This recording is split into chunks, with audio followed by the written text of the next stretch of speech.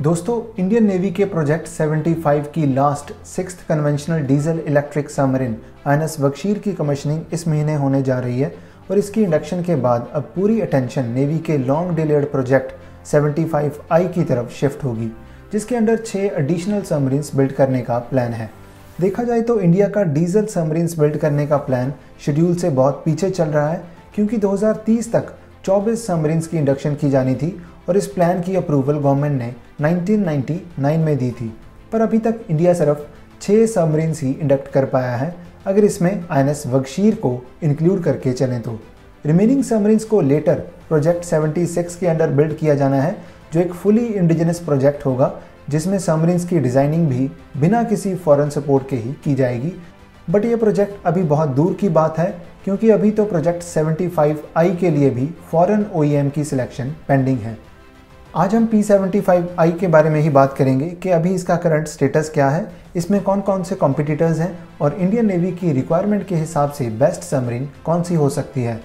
Now जो conventional submarines हैं वो बिना सरफेस पर आए 2 से 3 दिन तक ही अंडर वाटर ऑपरेट कर सकती हैं, बट AIP इंटीग्रेटेड सबमरीन्स 2 हफ्ते अंडर वाटर ऑपरेट करने में कैपेबल होती हैं, जो नेवी के लिए एक बड़ी ऑपरेशनल एडवांटेज होगी, क्योंकि जब एक सबमरीन बैटरीज चार्ज करने के लिए सरफेस पर आती है तो उसको एनिमी रडार इजीली डिटेक्ट कर सकता है, पर अगर वो लंबे टाइम तक अंडर वाटर रहती है तो ये डिटेक्शन का खतरा बहुत कम हो जाता है। नाउ प्रोजेक्ट 75I की 3 कंडीशंस या रिक्वायरमेंट्स हैं। पहली, operational air independent propulsion system. दूसरा है कि project 75I strategic partnership model के अंडर मूव होगा, मतलब फॉरेन मैन्युफैक्चरर किसी इंडियन फर्म के साथ पार्टनरशिप करेगा। और तीसरी रिक्वायरमेंट ये कि ओरिजिनल इक्विपमेंट मैन्युफैक्चरर सबमरीन के डिज़ाइन को इंडियन पार्टनर को कम्प्लीटली ट्रांसफ़र करने के लिए तैयार हो। और ये रिक्वायरमेंट्स प्रोजेक्ट 76 के लिए भी बहुत क्रूशल होंगी, क्योंकि उसको इंडिया बिना कोई फॉरेन सपोर्ट के ही डेवलप करने वाला है। नेवी ने जब P75I के लिए रिक्वेस्ट फॉर इंफॉर्मेशन इशू की थी तो टोटल 6 कंटेंडर्स ने रिस्पॉन्ड किया था, बट 2021 में रिक्वेस्ट फॉर प्रपोजल इशू करने के बाद अभी सिर्फ जर्मनी की TKMS और स्पेन की नेवेंशिया ही बचे हैं। नाउ बाकी कंटेंडर्स ने पुल आउट इसलिए किया क्योंकि नेवी की रिक्वायरमेंट्स और कंडीशंस काफ़ी स्ट्रिक्ट थी। स्वीडिश साब और रशिया की रूबिन डिज़ाइन ब्यूरो ने बैक ऑफ इसलिए किया था क्योंकि इसमें कंडीशन थी कि इस प्रोजेक्ट में अगर कोई डिले या एक्सीडेंट्स होते हैं तो उसकी लायबिलिटी फॉरेन पार्टनर की होगी। इसके बाद TKMS की बात करें तो इनिशियली TKMS का भी इस प्रोजेक्ट में ज़्यादा इंटरेस्ट नहीं था, बट बाद में जब जर्मन गवर्नमेंट ने सपोर्ट किया और नेवी की तरफ से कुछ रिजिड और डिस्प्यूटेबल प्रोविजंस को हटाया गया तो TKMS इस प्रोजेक्ट में वापस आई। देन फ्रांस के पास कोई प्रूवन AIP नहीं थी तो वो ऑटोमेटिकली इससे बाहर चली गई। इसके बाद साउथ कोरिया की डाइवू ने भी कुछ रीजंस की वजह से बिडिंग प्रोसेस को ज्वाइन नहीं किया। सो अभी सिर्फ जर्मन TKMS यानी कि थिजनक्रेप मरीन सिस्टम्स और स्पेन की नेवेंशिया ही इसमें कंटेंडर्स हैं। नाउ P75I के लिए TKMS की बात करें तो वो MDL के साथ पार्टनरशिप करेगी, जिसमें TKMS अपनी टाइप 214 सबमरीन ऑफर कर रही है। और दूसरे कॉम्पिटिटर की बात करें तो उसमें स्पेनिश नेवेंशिया इंडिया की LNT के साथ टाई अप करेगी, जिसमें नेवेंशिया अपनी S80 सबमरीन ऑफर कर रही है। पर सवाल है कि बेटर AIP कौन ऑफर कर रहा है, क्योंकि दोनों ही कंटेंडर्स अपने AIP को एक दूसरे से सुपीरियर पिच कर रहे हैं। नाउ इनके ट्रायल्स की बात करें तो दोनों कंपनीज की AIP के फील्ड इवैल्यूएशन ट्रायल्स भी कंडक्ट हो चुके हैं, पर रिपोर्ट्स के अकॉर्डिंग दोनों में से कोई भी उस साइज और कैपेसिटी के प्रूवन AIP को प्रेजेंट नहीं कर पाया है जो नेवी की रिक्वायरमेंट्स हैं। TKMS ने जो AIP शो किया था वो टाइप 214 सबमरीन में फिटेड है, जो एक स्मॉल साइज सबमरीन है, बट नेवी की रिक्वायरमेंट लार्ज साइज की है। सो उसके लिए TKMS को नेवी की रिक्वायरमेंट के हिसाब से नए AIP को डिज़ाइन करना पड़ेगा। और नेवेंशिया की बात करें तो फील्ड इवैल्यूएशन ट्रायल्स के दौरान नेवेंशिया के पास सबमरीन में फिटेड प्रूवन AIP सिस्टम नहीं था, सो उन्होंने AIP को लैंड बेस्ड और ऑनबोर्ड सिस्टम के एक मिक्स के ज़रिए शो किया था, बट नेवी को एक प्रूवन ऑनबोर्ड AIP की ज़रूरत है। सो इनमें से कोई भी AIP सिस्टम नेवी की रिक्वायरमेंट्स को पूरे तरीके से मीट नहीं करता है। बट अभी रिपोर्ट्स हैं कि नेवेंशिया अपनी S80 क्लास सबमरीन में हाइड्रोजन बेस्ड AIP को इंस्टॉल कर चुका है, पर फिर भी TKMS की फ्यूल सेल बेस्ड AIP के कंपैरिजन में इसको अनप्रूवन ही माना जाता है। पर अगर हम स्पेन और जर्मनी दोनों के ऑफर्स को कंपेयर करें तो इसमें कई फैक्टर्स हैं, जैसे सबसे पहले अगर सबमरीन को कंपेयर करें तो नेवेंशिया की S-80 एक लार्जर सबमरीन है जो नेवी की रिक्वायरमेंट्स के अकॉर्डिंग है और कुछ माइनर चेंजेस की ही ज़रूरत है।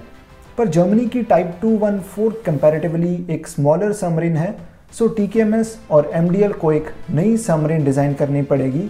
इसके बाद AIP की बात करें तो दोनों में से TKMS का AIP एक ऑलरेडी प्रूवन सिस्टम है, पर स्पेनिश AIP एक न्यूली डेवलप्ड AIP है जिसको टेस्टिंग के बाद हाल ही में स्पेनिश नेवी द्वारा सिलेक्ट किया गया है। पर जैसे हमने बात की थी कि जर्मन AIP नेवी की साइज़ और कैपेसिटी रिक्वायरमेंट को पूरा नहीं करती है, सो TKMS और MDL को सबमरीन और AIP दोनों को ही रीडिज़ाइन करना पड़ेगा।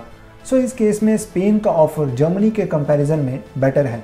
पर दूसरी ओर पार्टनरशिप के पॉइंट ऑफ व्यू से कंपेयर करें तो उसमें MDL TKMS की पार्टनरशिप इस प्रोजेक्ट के लिए ज़्यादा फायदेमंद है एज़ कम्पेयर टू L&T और नेवेंशिया। TKMS की बात करें तो TKMS के पास करीब 25 साल का AIP सिस्टम्स को डेवलप करने का एक्सपीरियंस है और पिछले 75 सालों में करीब 170 सबमरीन्स डेवलप कर चुका है। पार्टनरशिप्स और ट्रांसफ़र ऑफ टेक्नोलॉजी में भी TKMS के पास एक वाइड एक्सपीरियंस है जिसमें यह Germany, Italy, Greece, Turkey, Singapore, Israel और साउथ कोरिया के साथ टाई अप कर चुका है। और इसके प्रपोज्ड इंडियन पार्टनर MDL की बात करें तो इसका भी सबमरीन्स बिल्ड करने का एक प्रूवन ट्रैक रिकॉर्ड है। इंडियन नेवी की 4 जर्मन ओरिजिन जो शिशुमार क्लास सबमरीन्स हैं उसकी 3rd और 4th सबमरीन INS शल्की और INS शंकुल को MDL और HDW द्वारा ज्वाइंटली डेवलप किया गया है और ये टाइप 209 सबमरीन्स 3 दशक से आज भी नेवी में ऑपरेशनल हैं जो फ्रंटलाइन प्लेटफॉर्म्स की तरह सर्व कर रही हैं। और इन चारों सबमरीन्स को रिपेयर्स, रीफिटिंग और मॉडर्नाइजेशन के लिए एक बार भी जर्मनी नहीं भेजा गया, बल्कि ये सारा प्रोसेस MDL द्वारा ही किया गया है। और ये 6 फ्रेंच कलवारी क्लास सबमरीन्स भी MDL द्वारा ही बिल्ड की गई हैं और MDL के पास ऑपरेशनल प्रोडक्शन लाइन और एक्सपीरियंस्ड वर्कफोर्स की भी एडवांटेज है। दूसरी ओर स्पेनिश नेवेंशिया की बात करें तो वो अपनी सबमरीन्स को बिल्ड करने में ऑलरेडी लेट चल रही है। नेवेंशिया पिछले 1 दशक से ज़्यादा के समय से S-80 की डेवलपमेंट में लगी है और इस क्लास की फर्स्ट सबमरीन को लास्ट ईयर ही कमीशन किया गया था।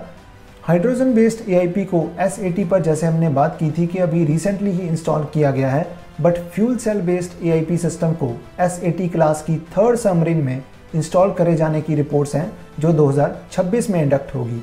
इसके अलावा नेवेंशिया के पास सबमरीन एक्सपोर्ट और ट्रांसफ़र ऑफ टेक्नोलॉजी का भी कोई प्रायर एक्सपीरियंस नहीं है और इसके प्रपोज्ड इंडियन पार्टनर L&T के पास भी कन्वेंशनल सबमरीन्स को बिल्ड करने की कोई भी एक्सपर्टाइज नहीं है।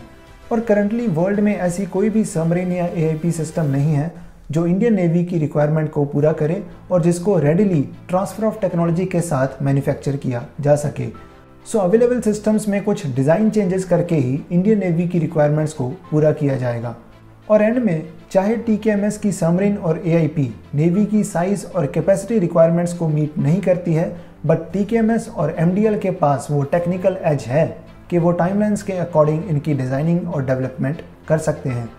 पर अगर इंडियन डिफेंस मिनिस्ट्री और नेवी दूसरी ऑप्शन की तरफ जाते हैं तो it's like shooting itself in the foot.